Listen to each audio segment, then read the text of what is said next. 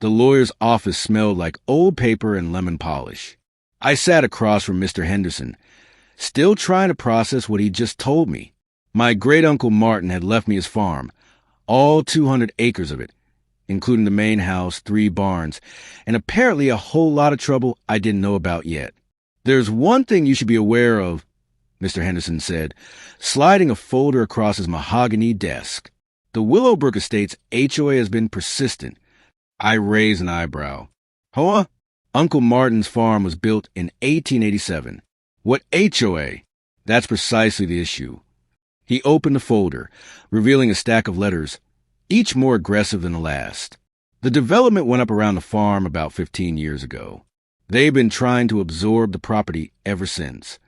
I drove out to the farm that afternoon, my truck bouncing along the gravel road that cut through property.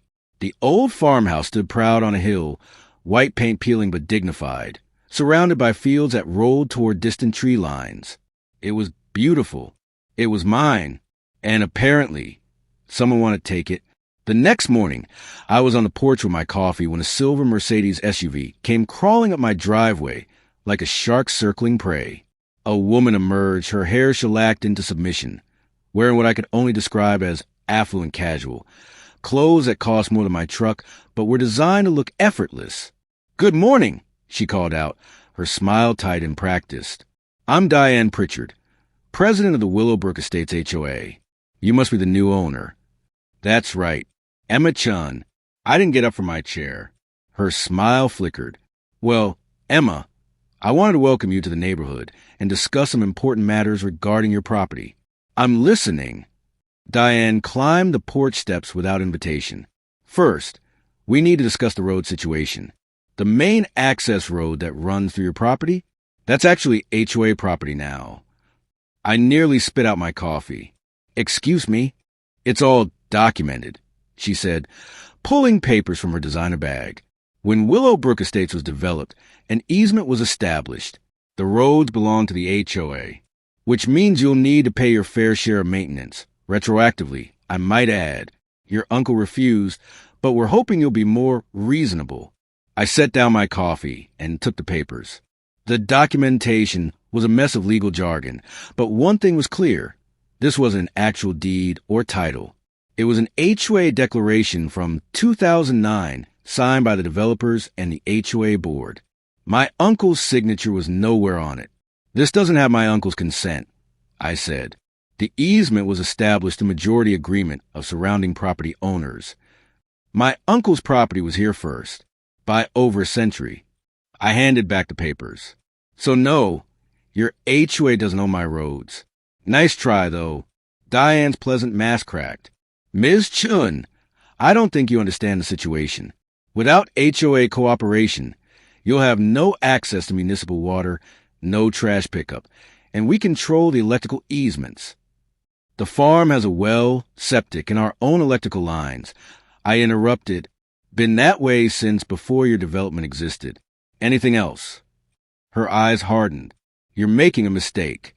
Probably not my first. Won't be my last." She left in a spray of gravel, and I thought that might be the end of it. I was wrong.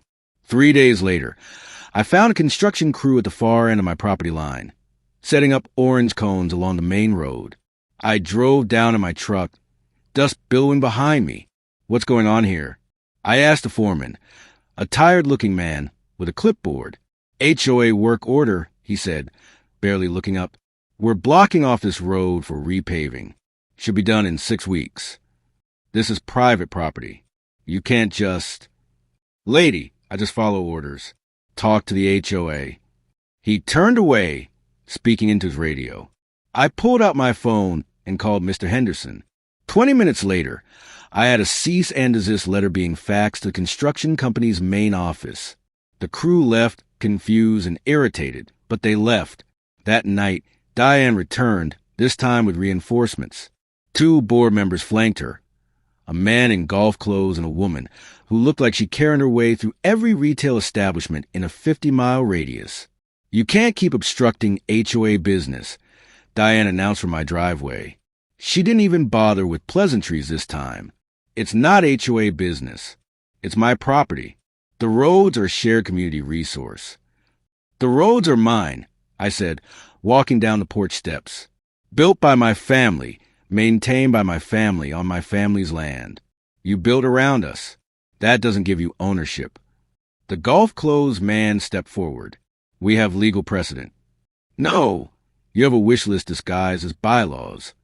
I was done being polite. Here's what's going to happen. You're going to take your fake easement paperwork, your illegal construction orders, and your entitled attitudes back to your McMansions. And you're going to leave me alone. We'll sue, Diane hissed. Please do. I've already spoken with 3 lawyers who'd love to take this case. Apparently, HOAs trying to absorb established properties through fraudulent claims makes for excellent precedent in the property owner's favor. They left, but I knew it wasn't over. Over the next 2 weeks, I received 17 violations notices. My barn was not aesthetically consistent with neighborhood standards. My tractor was an eyesore. My roosters, the ones that have been crowing on this land for generations, were noise violations. Each notice came with a fine. Each fine went straight into my recycling bin. Then they made their biggest mistake. I came home from town to find a surveying crew on my property, planting stakes and running lines. When I confronted them, they showed me an HOA authorization for boundary verification and easement establishment. I called the sheriff. Deputy Morrison arrived within 20 minutes. He was an older gentleman who'd known my uncle and had exactly 0 patience for HOA nonsense. Ma'am, the surveyor protested, we have authorization. From who? Deputy Morrison asked. The Willowbrook HOA board.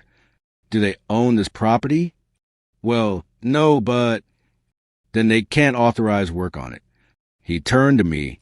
You want to press charges for trespassing? I thought about it. Not yet, but I want it documented. The survey crew packed up. Deputy Morrison stayed for coffee and told me stories about my uncle running off previous HOA attempts with far more colorful language than I'd used. The next HOA meeting was on a Thursday. I showed up uninvited, walked right into the clubhouse, and sat down in front row. Diane's face went white. You can't be here, she sputtered. This is for HOA members only. Actually, I said, pulling out my phone and setting to record, HOA meetings are required to be open to affected property owners according to state law. And since you keep claiming jurisdiction over my property, I'm affected. I let them stumble through their agenda. Complaints about Christmas lights in February, arguments over what shade of beige was acceptable for mailboxes, a heated debate about whether wind chimes constituted noise pollution. Then they got to old business. The Chun property situation, Diane said, her voice clipped. We need to discuss further action. I'd love to hear this, I said. The room went silent. Golf clothes guy cleared his throat. Perhaps we should table this. No, I said, standing up. Let's talk about it. You've been harassing me for weeks, claiming you own roads you don't, sending fraudulent fines, authorizing illegal surveys. So let's be clear, for everyone here, the farm has been in my family since 1887. Your development went up in 2009. You don't get to retroactively claim ownership of property that existed a century before you did. The easement, Diane started. There is no easement. There's an HOA fantasy document that my uncle never signed, and that has no legal validity. I've had 3 lawyers review it. You want to keep pushing this? Fine. We'll go to court, and I'll countersue for harassment, trespassing, and filing fraudulent claims. Your HOA's insurance rates will be astronomical, assuming you can even get coverage after losing. The room was dead quiet. Or I continued, you accept that my farm is not part of your HOA, never will be, and we coexist like reasonable neighbors. Your choice. I walked out into the cool evening air, my heart pounding, but my head clear. 2 days later, I received a certified letter from the HOA's attorney. I opened it with shaking hands, prepared for the worst. It was a formal withdrawal of all claims to the farm's roads and property. The harassment stopped. The fines disappeared. Diane Pritchard started taking a different route on her morning walks. Last week, I planted my first crop, heirloom tomatoes, like Uncle Martin used to grow.